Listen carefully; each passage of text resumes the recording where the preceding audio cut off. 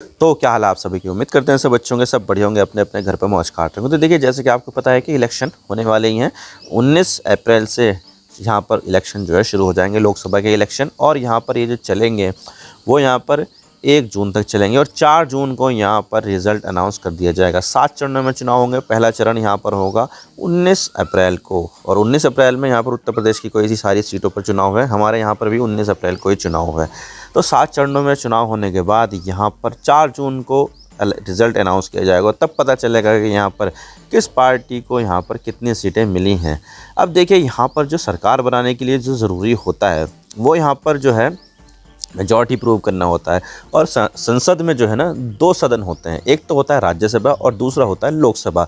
अब देखा जाए अपर हाउस जो है वो यहाँ पर राज्यसभा कहा जाता है, लेकिन लोअर हाउस यहाँ पर लोकसभा है। अब देखिए, यहाँ पर किसी को यहाँ पर सरकार बनानी है तो उसको यहाँ पर मेजॉरिटी सिर्फ़ और सिर्फ लोकसभा में होनी चाहिए। अगर किसी के पास यहाँ पर लोकसभा में मेजॉरिटी है तो यहाँ पर उसकी सरकार बन जाएगी। और लोकसभा में जो टोटल सीटें हैं वो है 543, यानी कि 543 सीटें होती है टोटल, जिसमें यहाँ पर इलेक्शन किए जाते हैं। 2 यहाँ पर नॉमिनेट होती है, लेकिन उसकी बात नहीं कर रहे हैं। हम उसकी बात कर रहे हैं जहाँ पर इलेक्शन होते हैं डायरेक्टली। तो 543 सीटें होती है जहाँ पर डायरेक्ट इलेक्शन होता है। और यहाँ पर मेजॉरिटी को यहाँ पर प्रूव करने के लिए 50% से ज़्यादा सीटें होनी ज़रूरी है। अब 50% यहाँ पर हो जाती है 272। अगर यहाँ पर किसी भी पार्टी या किसी कोएलिशन के पास 272 सीटें हैं तो यहाँ पर उसकी सरकार बन जाएगी। अगर नहीं है तो यहाँ पर उनकी सरकार नहीं बनेगी। लेकिन क्या हो कि यहाँ पर अगर किसी भी पार्टी की या फिर किसी भी कोएलिशन की यहाँ पर कोई भी मेजॉरिटी प्रूव ही ना हो पाए, तो आज इसके बारे में पूरी डिटेल के साथ बात करते हैं कि तब क्या होगा जब यहाँ पर कोई भी यहाँ पर अपनी मेजॉरिटी ही ना प्रूव करवाए। लेकिन उससे पहले अगर आप चैनल पर नए हो तो सब्सक्राइब कर देना चैनल को। वीडियो को चाहे लाइक करो डिसलाइक करो, लेकिन चैनल को सब्सक्राइब जरूर कर देना। तो चलिए वीडियो का आगाज़ करते हैं। तो जैसे कि आपको पता है कि भाई चुनाव यहाँ पर सर पर है। 19 अप्रैल को यहाँ पर पहले चरण का चुनाव हो जाएगा। 7 चरण में ये चुनाव होंगे और यहाँ पर 4 जून को रिज़ल्ट अनाउंस कर दिए जाएंगे। तो इसी की तैयारी कर रहे हैं सारी पॉलिटिकल पार्टियाँ। हमारे यहाँ पर भी बहुत ज़्यादा तैयारी चल रही है इसकी। कभी कोई सा कैंडिडेट आता है तो कभी कोई सा कैंडिडेट आता है कि भाई हमें वोट देना, कि भाई हमें वोट देना, हमारा ख्याल रखना। तो इस तरह से यहाँ पर जो है चुनाव प्रचार दबा कर चल रहा है। और यहाँ पर अभी तो नेता जो लोग हैं वो यहाँ पर तो आ रहे हैं, लेकिन चुनाव जीतने के बाद कोई दिखाई भी नहीं देगा। ये यहाँ पर क्लियर पॉसिबिलिटी है। लेकिन फिर भी यहाँ पर जो लोग हैं वो यहाँ पर ये बातें कर रहे हैं कि भाई यहाँ पर किस पार्टी को कितनी सीटें मिलेगी। क्या यहाँ पर जो बीजेपी है वो यहाँ पर तीसरा टर्म हासिल करेगी या फिर इस बार बीजेपी को कम सीटें मिलेगी। क्योंकि देखा जाए तो यहाँ पर 2014 में यहाँ पर बीजेपी जीती थी, फिर उसके बाद 2019 में चुनाव हुए तब भी बीजेपी जीती। लेकिन उससे पहले यहाँ पर 10 साल तक यहाँ पर मनमोहन सिंह की सरकार थी, यूपीए की सरकार थी। तो बीजेपी उस समय यहाँ पर अपोजिशन में थी, लेकिन अब यहाँ पर बीजेपी जो है वो रूलिंग पार्टी है। 10 साल से यहाँ पर बीजेपी का शासन है। केंद्र सरकार में बीजेपी की सत्ता है, कई सारे राज्यों में यहाँ पर बीजेपी की सत्ता है। तो यहाँ पर मोस्ट प्रोबेबली यहाँ पर ये देखा जा रहा है कि इस बार यहाँ पर फिर से बीजेपी की यहाँ पर सरकार बनने वाली है। लेकिन फिर भी यहाँ पर सारी की सारी पॉसिबिलिटी जो है अभी ओपन है। यहाँ पर अभी भी रिज़ल्ट कोई अनाउंस किया नहीं है, ना ही यहाँ पर चुनाव हुए हैं, ना ही रिज़ल्ट अनाउंस किया है। तो कुछ भी यहाँ पर पॉसिबिलिटीज़ हो सकती है।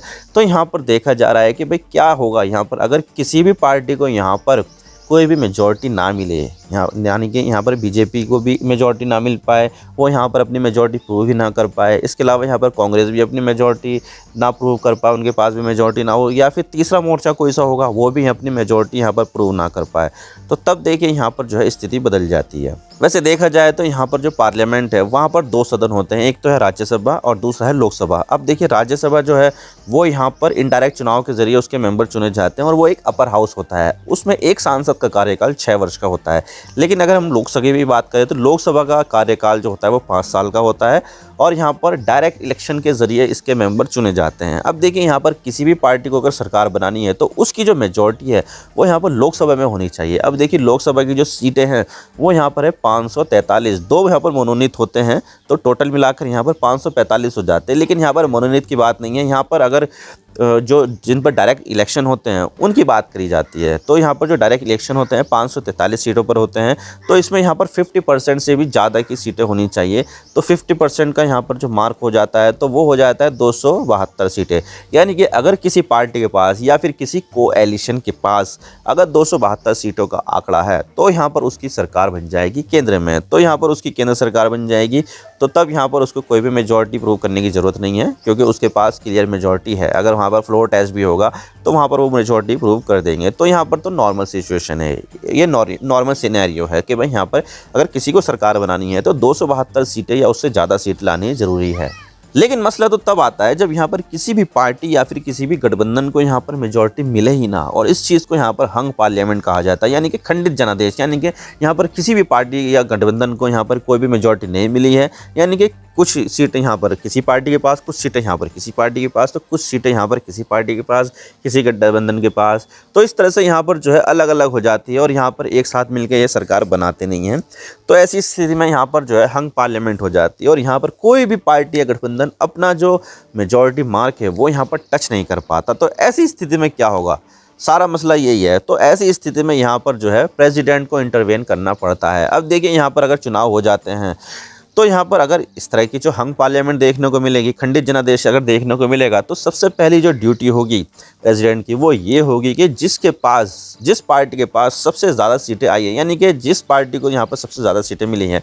अब देखिए 272 का आंकड़ा है, तो किसी भी पार्टी को अगर यहाँ पर 200 सीट मिली है, 150 सीट मिली है और वो सबसे ज़्यादा सीटें हैं किसी एक सिंगल पार्टी के पास, तो उसको यहाँ पर प्रेसिडेंट बुलाएंगे कि आ जाइए आप और यहाँ पर जो है सरकार बना लीजिए और यहाँ पर अपना जो मेजॉरिटी मार्क है, जो यहाँ पर बहुमत है, वो यहाँ पर साबित कर दीजिए और यहाँ पर आप सरकार बना लीजिए।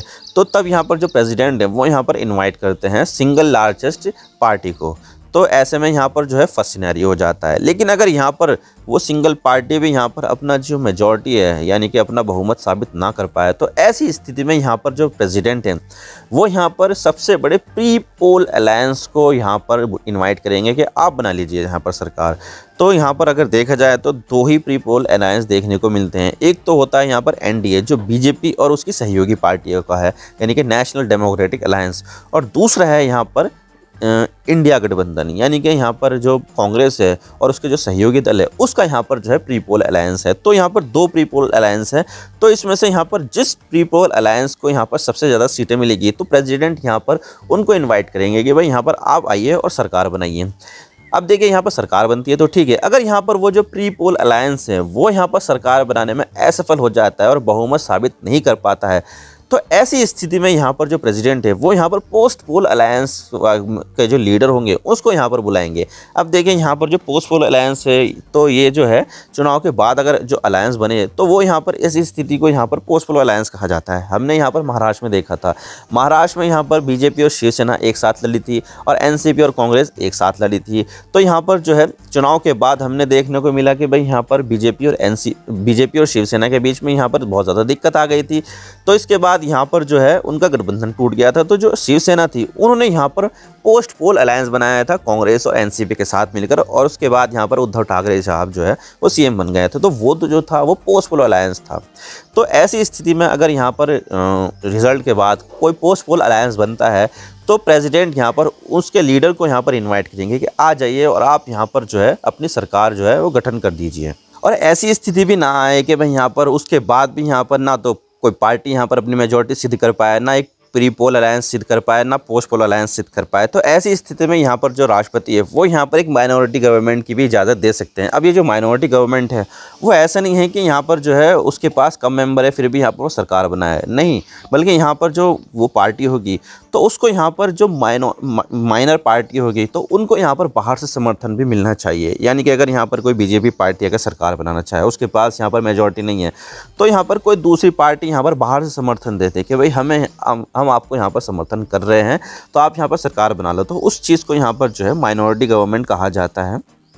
ऐसी स्थिति यहाँ पर 1998 में आई थी जब अटल बिहारी वाजपेयी जी यहाँ पर प्रधानमंत्री बने थे। तो एक साल बाद यहाँ पर जो AIADMK है उन्होंने यहाँ पर अपना समर्थन वापस ले लिया था, तो उनकी सरकार यहाँ पर गिर गई थी। तो तब यहाँ पर उसके बाद यहाँ पर फिर से चुनाव कराए गए थे। तो ऐसी स्थिति में यहाँ पर माइनॉरिटी गवर्नमेंट कहा जाता है कि भाई यहाँ पर सरकार बना लेती है कोई पार्टी, लेकिन उसको यहाँ पर बाहर से कोई समर्थन कोई पार्टी दे देती है, जिसकी वजह से यहाँ पर वो अपनी मेजॉरिटी सिद्ध कर पाती है और वो अपनी सरकार बनाए रख पाती है। लेकिन अगर यहाँ पर फिर भी ऐसा कुछ नहीं हो पाता है तो तब यहाँ पर जो राष्ट्रपति है वो यहाँ पर सारी की सारी चीज़ें हैं उन सबको देखते हुए, डिस्कशन करते हुए, उसके बाद यहाँ पर फ्लोर टेस्ट भी करा सकते हैं। अगर यहाँ पर फ्लोर टेस्ट में भी स्थिति यहाँ पर नहीं बनती है सरकार की, तो तब यहाँ पर जो है सबसे आखिर मुद्दा होगा वो होगा री इलेक्शन का। तो यहाँ पर जो पार्लियामेंट होगी वो भंग कर दी जाएगी, फिर उसके बाद यहाँ पर चुनाव का प्रोसेस दोहराया जाएगा, फिर देखा जाएगा कि किस पार्टी को यहाँ पर मेजॉरिटी मिलती है।